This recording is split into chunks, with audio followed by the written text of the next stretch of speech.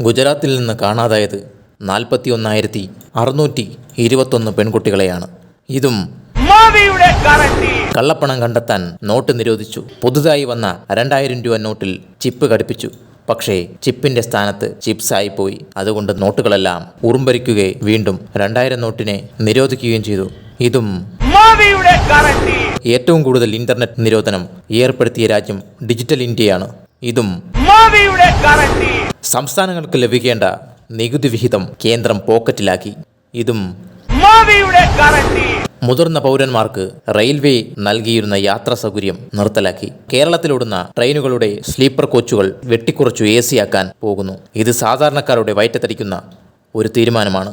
ഇതും പൊതുമേഖലാ സ്ഥാപനങ്ങളെ വിറ്റുതുലച്ച് ഇന്ത്യയെ കുത്തുപാളയിടിപ്പിക്കും. തൊഴിലില്ലായ്മ രൂക്ഷമായി. ഇതും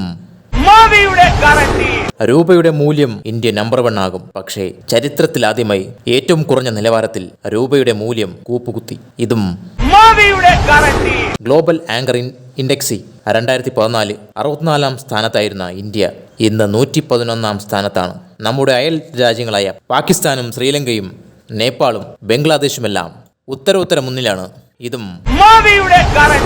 199 രാജ്യങ്ങളുള്ള ഹെൻലി പാസ്പോർട്ട് ഇന്ത്യൻ പാസ്പോർട്ടിന്റെ മൂല്യം 2014 74-ാം സ്ഥാനത്തായിരുന്നു.